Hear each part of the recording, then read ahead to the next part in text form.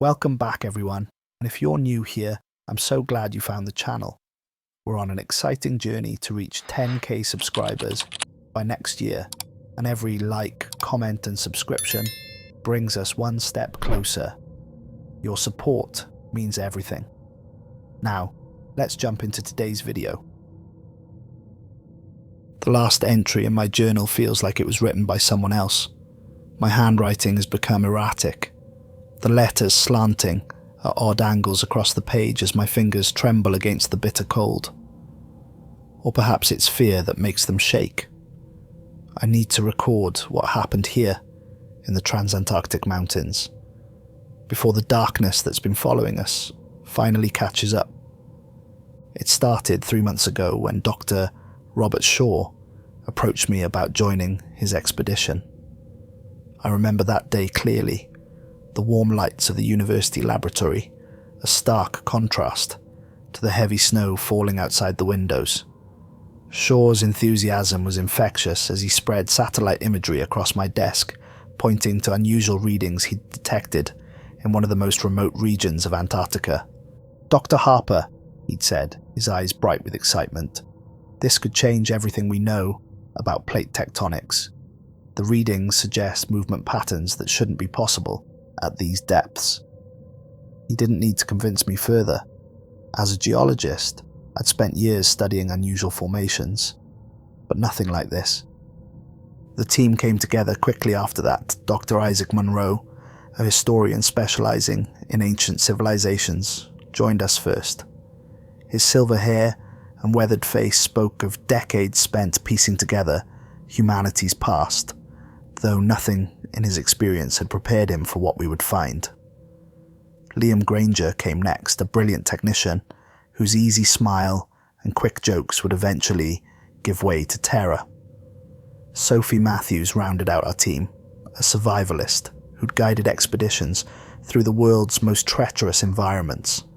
If only she'd trusted her instincts when they first told her to run. The journey to our base camp was arduous. Even in the relative warmth of the Antarctic summer, the Transantarctic mountains loomed before us like ancient guardians, their peaks disappearing into clouds that seemed to writhe and twist in unnatural ways. Our pilot, an experienced veteran of polar flights, grew increasingly uneasy as we approached our landing site. The instruments kept malfunctioning, spinning wildly before settling again, and the radio crackled with strange harmonics that made my teeth ache. "Never seen anything like this," he'd muttered, his knuckles white against the controls. "The air feels wrong here." He was right, though none of us understood just how wrong things would become. We established our base camp in the shadow of a particularly imposing peak. The location wasn't ideal. The surrounding cliffs created wind patterns that howled through our camp at night, but it was the closest we could get to the source of Shaw's mysterious readings. The first few days were consumed by setting up our equipment. Granger worked tirelessly, his expertise evident in the way he adapted our sensitive instruments to the extreme conditions. The aurora that first night should have been our warning. Instead of the usual ribbons of green and blue, the lights pulsed with colors that seemed to defy description, casting shadows that moved against the wind. Dr. Munro spent hours photographing the phenomenon, muttering about similar accounts in ancient explorers' journals that had been dismissed as hallucinations brought on by isolation and cold. It was during our initial surveys that we found the first real indication that we'd stumbled onto something extraordinary. Sophie was leading a routine ice core sampling when her equipment struck something solid, something that didn't match the surrounding rock strata. The sound it made, a deep, resonant tone that seemed to linger in the air long after the initial contact, drew us all to the site. What we found there, buried beneath centuries of ice, would mark the beginning of our descent into horror. The structure's surface was smooth, impossibly so, for something that had endured millennia of geological forces. Its dark surface seemed to absorb our floodlights, creating a void in the translucent ice that surrounded it. Dr. Shaw immediately began organizing a larger excavation, his excitement growing with each layer of ice we removed. Dr. Munro spent hours documenting the unusual markings we uncovered. Not crude scratches, but precise, deliberate patterns that suggested an intelligence and technological advancement that shouldn't have been possible in this part of the world. The changes in our team began subtly at first. Granger started having trouble sleeping, complaining about whispers he heard in the static of our communication equipment. Sophie grew increasingly agitated, her years of experience telling her something was deeply wrong with this place. Even Dr. Munro's academic enthusiasm began to take on a frantic edge as he worked to translate the markings we'd uncovered. But it was Dr. Shaw who changed the most dramatically. His initial scientific curiosity transformed into obsession. He worked longer hours, slept less, and began making references to voices that seemed to be guiding his research. When I confronted him about his deteriorating condition, he dismissed my concerns with an unsettling smile. "Can't you feel it, Emily?" he'd asked, his eyes reflecting the strange auroras that had become a constant presence in our sky. "We're on the verge of something magnificent, something that will reshape our understanding of human history, of reality itself." I should have called for an evacuation then. Should have trusted the growing sense of dread that made every step deeper into the structure feel like a step closer to our doom. But like the others, I was caught up in the magnitude of our discovery. The structure shouldn't have existed, couldn't have existed, yet there it was, challenging everything we thought we knew about Antarctic history. The day we breached the inner chamber would mark the point of no return, though we didn't know it at the time. The air that rushed out when we broke through the final ice barrier was ancient, carrying with it a smell that none of us could identify. Our lights revealed a vast chamber, its walls covered in markings similar to those we'd found outside. But these were different, more urgent, more warning than record. The inner chamber stretched before us like a cathedral carved from the living rock. Our lights caught glimpses of towering columns that disappeared into the darkness above, their surfaces adorned with intricate carvings that seemed to shift when viewed directly. The air was thick, with an ancient stillness that made every breath feel heavy in our lungs.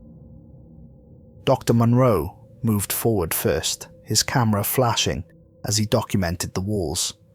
"These markings," he whispered, his voice filled with a mixture of awe and growing concern. "They're unlike anything in the archaeological record. The level of sophistication suggests a civilization that existed here before the ice came, before everything we know about human history." The chamber floor sloped downward, leading us deeper into the mountain's heart. As we descended, Sophie noticed something unusual about the stone beneath our feet. "Look at these grooves," she said, crouching down to examine the surface. "They're not random wear patterns. They all lead toward the center, like something was dragged here, repeatedly." Granger's equipment began acting strangely as we moved deeper into the chamber. The screens flickered with readings that made no sense, and the usual background static in our radios gave way to something else. A low, pulsing sound that seemed to match the rhythm of our heartbeats. "This isn't right," he muttered, tapping at the displays. "It's like something's interfering with the signals, but there shouldn't be any sources of interference down here." Dr. Shaw barely seemed to notice the concerns of our team. He moved through the chamber with singular purpose, following some inner compass that drew him toward its center. The beam of his flashlight finally came to rest on an object that would haunt my nightmares for whatever remained of my life.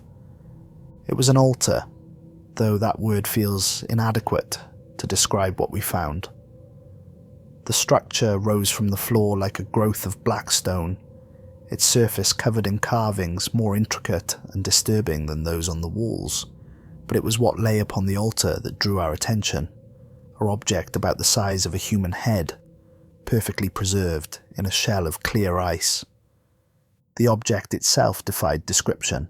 Its surface seemed to absorb and reflect light simultaneously, creating an effect that strained the eyes to look at. The longer I stared, the more certain I became that its edges weren't quite where they appeared to be, as if the space around it was somehow distorted. "Remarkable preservation," Dr. Munro breathed, leaning in closer. "The ice hasn't damaged it at all. But look at these markings around the base.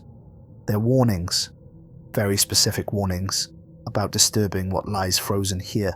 Sophie backed away from the altar, her experienced eyes darting around the chamber. "We need to leave," she said firmly. "Everything about this place is wrong. The air pressure keeps changing, but we're nowhere near a fault line or thermal vent. And listen, really listen." We fell silent, and that's when I noticed it too. The chamber wasn't silent as it should have been. Beneath the hum of our equipment, there was a sound so low it was more felt than heard, a vibration that seemed to resonate in our bones. But Dr. Shaw wasn't listening. He'd begun setting up additional lights around the altar, preparing to document and eventually retrieve the object. "This is what we came for," he said, his voice taking on an edge I'd never heard before. "Don't you understand? This is proof of everything. An advanced civilization in Antarctica, preserved perfectly in the ice. This could be the greatest archaeological discovery in human history." "Robert," I tried to reason with him, "we need to be careful. These warnings Dr. Munro found are primitive superstitions." Shaw cut me off. "We're scientists. Whatever this object is, it's clearly artificial. Someone made it, which means we can study it, understand it." Granger, who had been unusually quiet, suddenly spoke up. "The readings are getting stronger," he said, his voice shaking slightly. It's like it knows we're here. The energy signatures are changing, adapting. That shouldn't be possible." That's when we noticed the ice around the object had begun to melt, not from any external heat source. The temperature in the chamber remained well below freezing, but from within.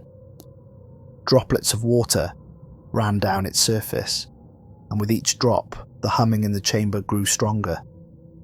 Dr. Munro began frantically photographing the warning symbols, his earlier excitement replaced by growing dread. "These aren't just warnings," he said, his voice barely a whisper. "They're a record. This chamber, this object, it's all part of a containment system. Our ancestors found something here, something they couldn't destroy. So they froze it, buried it, and left warnings for future generations." The humming had become a tangible force now, making the air vibrate around us. Our lights began to flicker, creating dancing shadows that seemed to move with purpose along the chamber walls. The water dripping from the object had formed a small pool at the base of the altar, and in its reflection, I saw something that made my blood run cold. Movements in the darkness above us, as if the shadows themselves were reaching down. Sophie was the first to act, grabbing Dr. Shaw's arm as he reached for the object. "Stop," she commanded, her voice steady, despite the fear in her eyes. "Look at your hands." Shaw's fingers had turned a deep purple where they'd come close to the object, frost forming on his skin despite his thermal gloves. But Shaw shrugged her off, his eyes never leaving the artifact. "Minor frostbite," he muttered, "expected in these conditions." But we all knew the cold in this chamber was different. It wasn't the natural chill of Antarctica. This was something older, something alive. The pool of water at the base of the altar had begun to spread, forming patterns on the stone floor that mimicked the carvings on the walls. Granger's equipment was going haywire, screens displaying impossible readings, before shorting out completely. The static in our radios had transformed into something that sounded almost like voices, distant whispers in a language none of us recognized. "The temperature's dropping," Sophie announced, checking her instruments. "We're well below any survivable range, but somehow we're still..." She didn't finish the sentence. We all felt it. The cold should have killed us instantly, yet we remained conscious, aware, as if something was keeping us alive to witness what came next. Dr. Munro had backed himself against one of the columns, his camera forgotten at his feet. "I can translate more of the warnings now," he said, his voice trembling. "The symbols. They're changing, becoming clearer. This place, this thing, it's older than humanity. Our ancestors didn't build this chamber to store their discoveries. They built it to contain something they found, something that was already ancient when they first arrived here." The humming had become a physical force, vibrating through our bodies with increasing intensity. The shadows above us had grown more bold, reaching down like liquid darkness. One of them brushed against Monroe's shoulder, and he screamed, a sound of pure terror that echoed through the chamber. Where the shadow had touched him, his parka had frozen solid, shattering like glass to reveal blackened skin beneath. "We need to leave," I shouted, but my voice seemed to fall flat in the thick air. "Now!" But Dr. Shaw was beyond reaching. He stood before the altar, his hands raised toward the object, frost creeping up his arms. "It's beautiful," he whispered. "Can't you see? It's showing me everything. The truth about our world, about reality itself. We're so small, so insignificant compared to what came before." The object had completely melted free of its ice prison now, and the chamber's transformation accelerated. The walls themselves seemed to pulse with an inner light, the carvings writhing like living things. The air grew thick with swirling particles of ice that moved against gravity, forming complex patterns before our eyes. Granger was the first to succumb. He had been backing away from the altar when one of the shadow tentacles caught him. The scream froze in his throat as the darkness enveloped him, his body becoming rigid. Before our horror-struck eyes, his form began to change, his features distorting as if seen through warped glass. When the shadow retreated, what remained barely resembled anything human. Sophie pulled out her ice axe, swinging it at the reaching darkness. "The entrance," she shouted. "We have to seal it away again." But reaching the chamber entrance meant getting past the growing field of shadows, past Shaw and the altar, past the ever-spreading pool of impossible water that now seemed to glow with an inner light. Dr. Munro made a break for it, running toward the entrance with his journal clutched to his chest. He almost made it. The shadows caught him 3 steps from freedom, wrapping around him like dark ribbons. His last words were lost in a gasp as the cold took him, his body becoming another dark statue in the ancient chamber. The object had begun to rise from the altar now, suspended in the air by forces we couldn't comprehend. Dr. Shaw reached for it, his movements jerky and unnatural. "Don't you understand?" he called out, his voice distorting. "This is what we were meant to find. It's been waiting for us, calling to us across time itself." His hands closed around the object, and the transformation was immediate. Shaw's body bent and twisted, his form elongating as the darkness poured into him. His screams of pain became screams of ecstasy, then became something else entirely, sounds that no human throat should be able to make. Sophie grabbed my arm, her grip painfully tight. "The explosives," she hissed. "We still have the charges we used to break through the ice. We can bring down the chamber entrance, seal this place again." She was right. It was our only chance. But the detonator was in Granger's pack, now lying beside his transformed body, near the altar. Sophie and I pressed ourselves against the chamber wall, watching in horror as what had once been Dr. Shaw continued to change. His form had become something fluid, shifting between shapes that hurt to look at. The object pulsed in his grasp, each beat sending waves of darkness rippling through the chamber. "When I move," Sophie whispered, her breath visible in the impossible cold, "run for Granger's pack. Don't stop. Don't look back. Just grab the detonator." Before I could protest, she launched herself forward, ice axe swinging at the nearest shadow tendril. The blade passed through the darkness with a sound like shattering glass, and for a moment the shadows recoiled. I ran. The distance to Granger's pack felt infinite, each step carrying me closer to the altar and the thing that had been shore. The cold bit deeper with every movement, and I could feel the shadows trying to catch me, brushing against my back like icy fingers. The whispers in the air had become a chorus, speaking words that seemed to scratch at the edges of my sanity. Granger's pack lay just a few feet from his transformed body.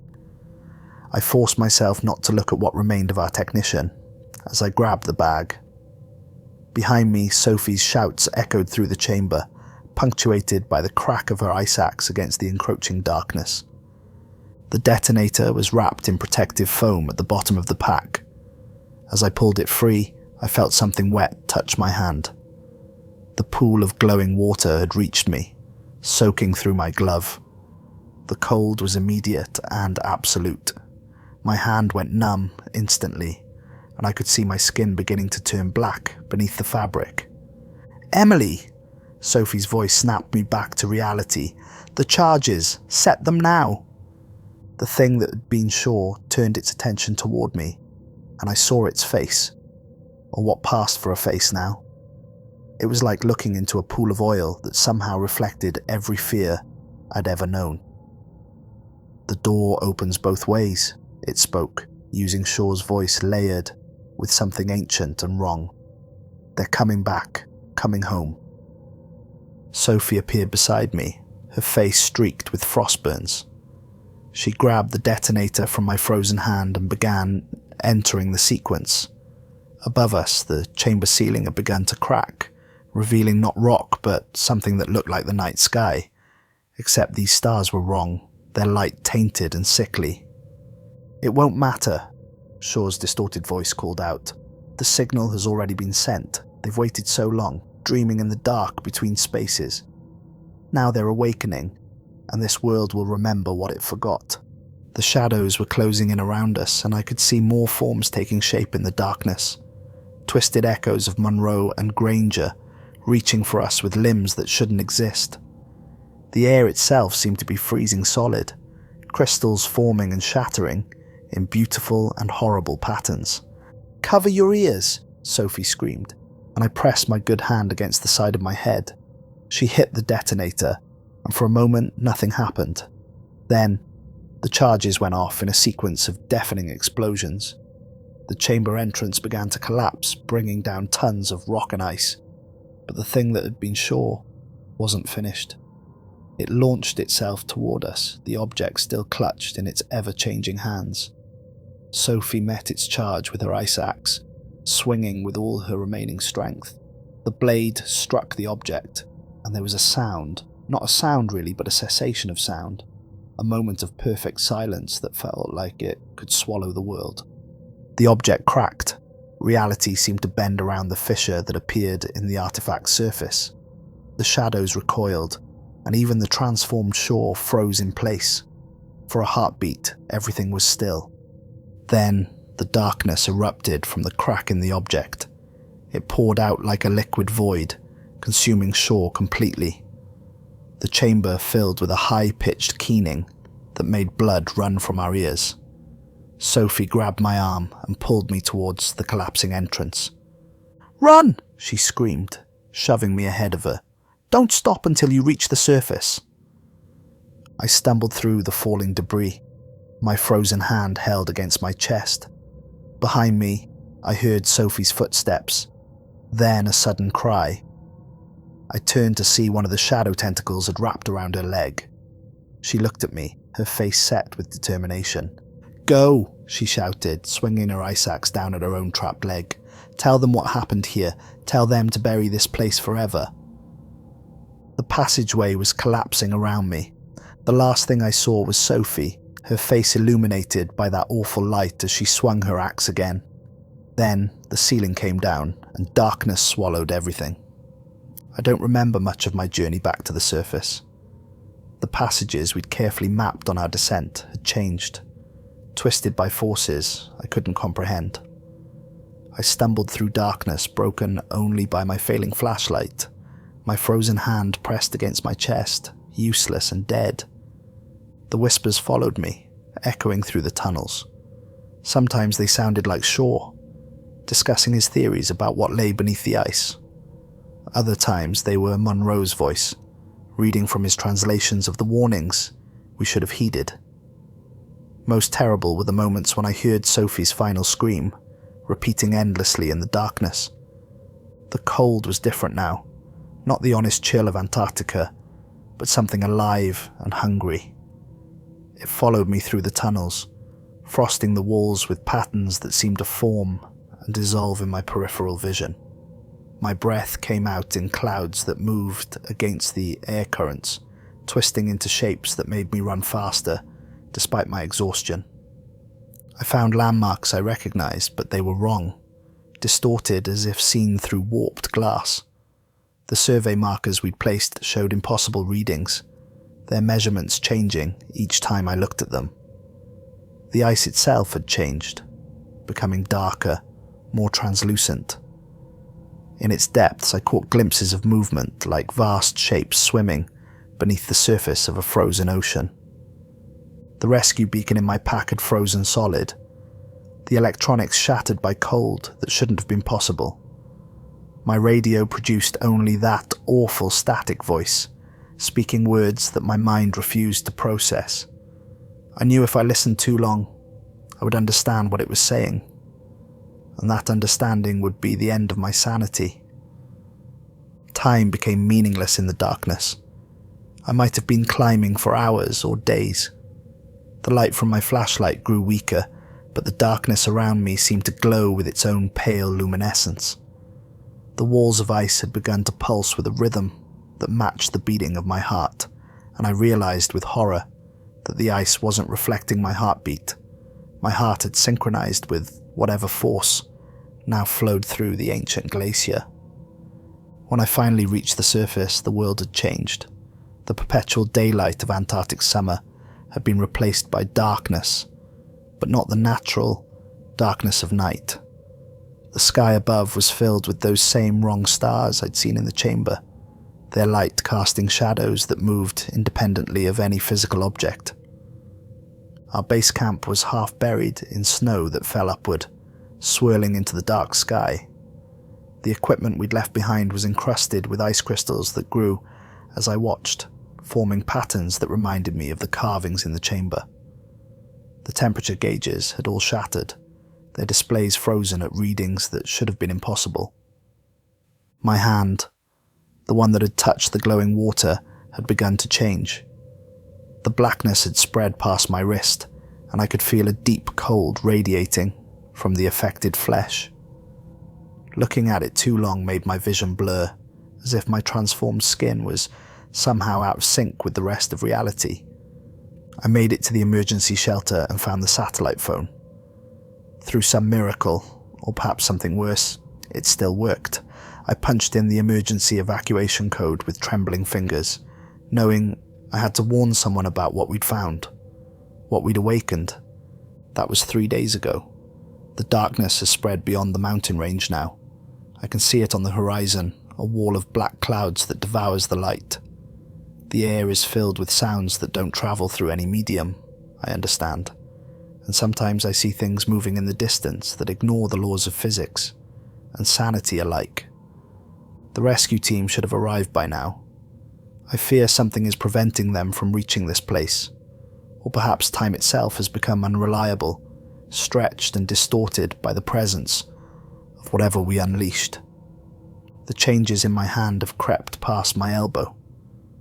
When I sleep, I dream of vast spaces between the stars, of ancient things that have waited eons to return.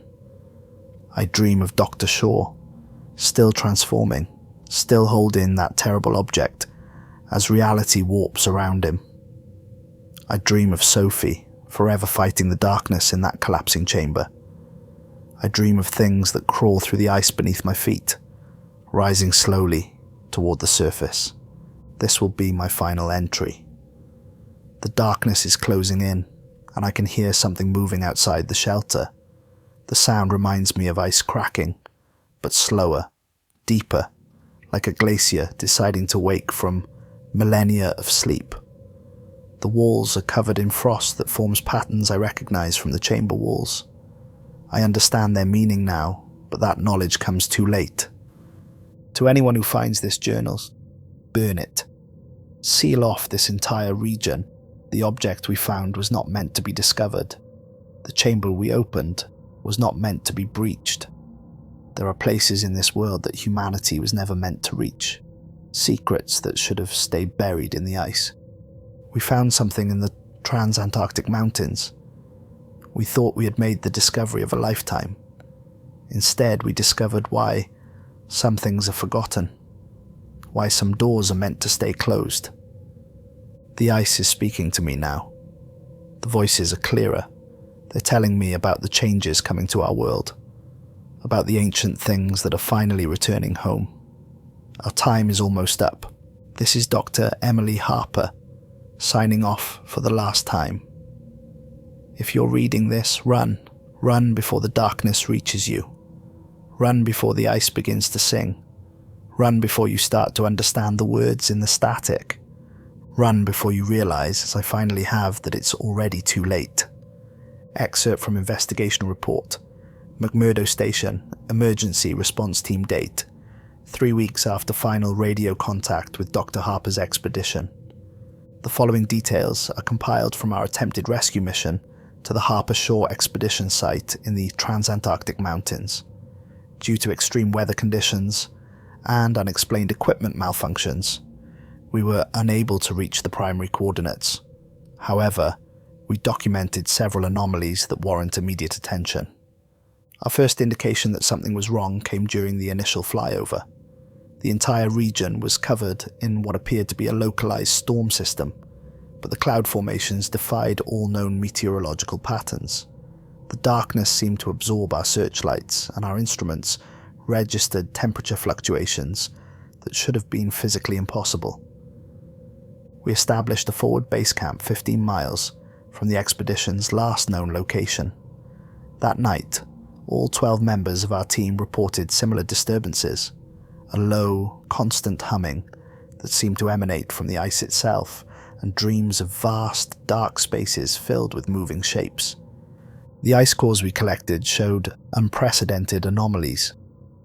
The layers of compacted snow, which should have provided a clear geological timeline, were disrupted by patterns that our equipment couldn't properly analyze.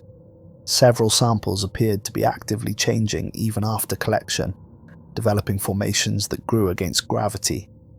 At 0300 hours on the second day, our radio operator intercepted a transmission that initially appeared to be from the missing expedition. The voice, while distorted, was identified as possibly belonging to Dr. Emily Harper. The content was largely indecipherable, but our audio technicians isolated the following fragments. Spreading faster than we thought, the ice remembers. They're coming through now. The stars are wrong. The transmission ended with a series of sounds that caused severe equipment malfunctions and left several team members with intense migraines. Our satellite communications have been intermittent since then, with all transmissions containing unexplained background frequencies. We discovered the following items at the edge of the anomalous storm system. One standard issue emergency pack belonging to Sophie Matthews. A partially intact camera registered to Dr. Monroe. A journal, its pages frozen solid and covered in writing that appears to shift when viewed directly. Most concerning was the discovery of an ice core sample, apparently collected by the original expedition. Initial analysis showed normal composition, but within hours of retrieval the sample began exhibiting unprecedented properties. The ice appeared to be moving of its own accord, forming patterns similar to those found in the larger geological formations. We were forced to abandon this sample when several researchers reported hearing voices after prolonged exposure to it. The storm system continues to expand, though satellite imaging can no longer provide reliable data on its progression. Local wildlife has completely abandoned the region, and we've documented new formations in the ice that don't match any known glacial processes. Our thermal imaging equipment detected heat signatures several miles within the storm boundary that suggest movement of extremely large masses beneath the ice. The patterns of movement don't correspond to any known glacial or geological activity. Most alarming are the changes we've observed in the night sky over the affected region. Stars visible through breaks in the storm clouds appear to be out of position compared to our charts, and several team members have reported seeing lights that seem to move in deliberate patterns. Final note. This morning, we discovered that the ice core samples we were forced to abandon have disappeared. In their place, we found patterns carved into the storage unit walls, patterns that bear a striking resemblance to the shifting text in Dr. Harper's recovered journal. Our linguistics expert suffered a severe psychological episode after attempting to translate these markings. Recommendation: immediate implementation of a no-fly zone over the entire region. All ground expeditions should be suspended indefinitely. Satellite monitoring should continue, though we note that electronic observation equipment seems to become increasingly unreliable the longer it's focused on the affected area. Additional note. During our final attempt to approach the expedition's last known coordinates, our pilots reported seeing a figure standing on the ice in the distance. Though visibility was too poor for positive identification, the figure appeared to be making deliberate movements, as if beckoning to our aircraft. When we circled back for a second pass, the figure was gone. However, our instruments recorded a brief audio transmission. "I understand now. Everyone will understand soon. The ice is just the beginning." The voice was identified with 89% certainty as belonging to Dr. Emily Harper.